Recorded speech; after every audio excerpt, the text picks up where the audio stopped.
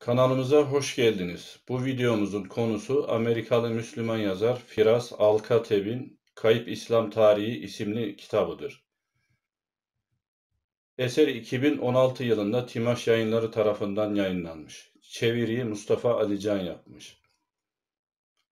Firas Al-Kateb, Chicago Üniversitesi Orta Doğu Çalışmaları biriminde çalışmakta, ayrıca İslam fıkıh dersleri de vermektedir.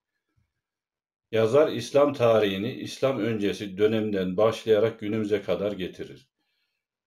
Kitaptaki dikkat çeken konulardan birisi İslam'ın entelektüel çağları ismini taşır. Bu dönem 9. yüzyıldan 13. yüzyıla kadar devam etmiştir. Yazara göre bu dönemde meydana gelen ilmi gelişmeler sadece antikler ile Rönesans Avrupası arasındaki bilgi köprüsünü kurmakla kalmamış, aynı zamanda günümüzdeki modern bilim dünyasının temelinde meydana getirmiştir. Bu dönemde Bağdat'ta Hikmet Okulu, Hikmet Yurdu anlamına gelen Beytül Hikme isimli teşkilat kurulmuştur. Bağdat 1 milyonu aşkın nüfusuyla bir dünya şehri olup kültür bakımından zengin bir çeşitliliğe sahiptir. 7. Abbasi halifesi El-Memun bu zenginlikten faydalanmak düşüncesindedir. Ülkenin her tarafına yayılmış halde bulunan bilimsel bilginin bir yerde, bir merkezde toplanmasını ister. Böylece İslam dünyasının en iyi alimlerinin bir araya getirilebilmesi halinde sınırsız imkanların ortaya çıkacağına inanmaktadır. Beytül Hikme bu düşünceden hareketle kurulmuştur. Yazar, Beytül Hikme'nin etki alanının modern anlayışlara dayalı eğitim kurumlarıyla rekabet edebilecek düzeyde olduğunu söyler. Beytül Hikme bir üniversite, kütüphane, çeviri merkezi ve araştırma laboratuvarı gibi kurumların bir külliye içerisinde yer aldığı bir merkezdir. Rivayetlere göre eğer bir araştırmacı herhangi bir kitabı orijinal dilinden Arapçaya tercüme ederse ona söz konusu kitabın ağırlığı kadar altın verilirmiş. Müslüman ya da gayrimüslim en meşhur ilim adamları Halife el-Memun'un bu projesinin bir parçası olmak için dünyanın her tarafından Bağdat'a gelmişler. Matematik, astronomi, coğrafya, tıp, fizik, fıkıh ve hadis ile kelam sahalarında ilmi çalışmalar yapmışlar, eserler ortaya koymuşlar ve bu ilimler de ileride meydana gelecek olan gelişmelerin temellerini atmışlardır. Matematik alanında Müslüman alimlerin en başta gelen isimlerinden birisi İranlı el-Harezmi'dir. Beytül Hikme'ye çalışma yapmak için ilk gelenlerdendir. Harezmi'nin matematiğe olan katkıları arasında en önemli çalışmalarından birisi Hint sayı sisteminin benimsenmesi ve yaygınlaştırılmasıdır. Bu sistemi geliştirerek karmaşık problemlerin çözümünü kolaylaştırmıştır. Hint sistemine sistemde olmayan önemli bir kayıp halkayı yani sıfırı da eklemiştir. Daha önce matematikte fiili olarak kullanılan sistem Roma rakamlarına dayanan sistemdir. Bu sistemin kendine has kısıtlamaları vardır ve bu sistemle karmaşık problemleri çözmek neredeyse imkansıza yakındır.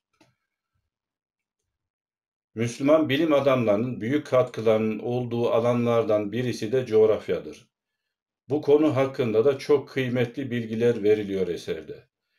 İslami coğrafya yalnızca yerkürenin boyutlarının hesaplanmasıyla sınırlı olmayıp, dünya haritasını yapma noktasında da büyük bir çaba ortaya koymaktadır. Daha önceleri antik Yunan haritaları özellikle Batlamyus'un haritası detaylandırılmış ve geliştirilmişti.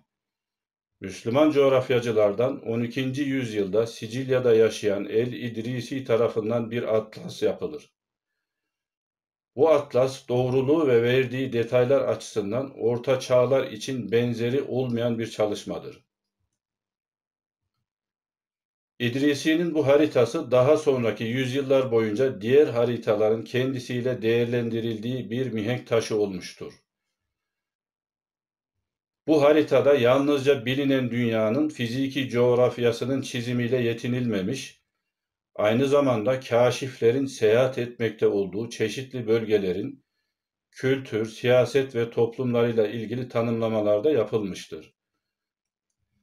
İslam tarihi ilk 300 yıl içinde öyle bir gelişme göstermiş ki, bu gelişmeler öyle bir noktaya gelmiş ki, yazar bu durumu anlatırken Müslümanlar İslam'ın yeryüzündeki kesin zaferinin yakın olduğuna kat'i bir şekilde inanabilirlerdi sözünü sarf ediyor ve devamında da şu bilgileri veriyor. Bu süre içinde İslam, Fransa ve Hindistan'dan sonra Orta Asya, Kuzey Afrika ve İran'ın her tarafına yayılmıştı. Askeri yayılma sona erdiğinde entelektüel yayılma başlamış, ilmi çalışmalar daha önce hiç görülmemiş bir şekilde sınırları zorlar hale gelmişti. Bağdat'ın Çin gibi uzak ülkelerde bile şubeleri olan bankaları bulunuyordu. Ekonomik ve siyasi gücün merkezi durumundaydılar. Müslümanlar ekonomik olarak da dünyaya yön vermekteydiler. Alkatep, anlaşılan o ki ordular, kitaplar ve sikkelerle dünyanın her bir köşesine yayılmanın İslam'ın kaderinde olduğunu, fakat bu kaderin gerçekleşmediğini belirtir ve bunun sebebini de 10. ve 13. yüzyılda İslam dünyası aralıksız olarak saldırı altında bulunmaktaydı. Şia, Avrupalı Haçlılar ve Moğol kalabalıkları İslam'ın merkezi coğrafyasında dehşeti hakim kılmak için birleşmişlerdi sözleriyle açıklamaktadır. Bu topyekün saldırı 1200'lü yıllarda öyle bir hal almış ki, bu durum bazı kimselerin İslam'ın zaferinden dolayı değil de yıkımından dolayı artık kıyametin yakın olduğuna inanmaya başlamalarına yol açmış. İslam dünyasının şu an içinde bulunduğu durum hakkında da kitabın sonunda yazar bir değerlendirme yapmaktadır. Bu değerlendirmede İslam dünyasında fikri olarak bir ikiye bölünmüşlük durumunun hakim olduğunu belirtir ve bu durumun nasıl çözüleceğini, ilerlemenin hangi yönde olacağını, gelecekteki gelişmelerinin seyrinin tayin edeceğini söyler. Firas Alkatep, İslam'ın çağrısının bütün olumlu olumsuz gelişmelere rağmen var olmaya devam edeceğine, İslam dünyasının yeni çağ üzerinde de belirleyici olacağına ve bu belirleyiciliğin kesinlikle İslam tarihinin 1400 yıllık birikimine bağlı olarak gerçekleşeceğine inanmaktadır.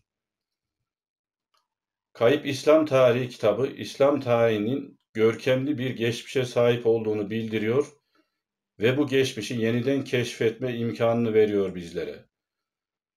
Daha sonraki videolarda yeni kitap ve yeni konularda buluşmak üzere, hoşça kalın.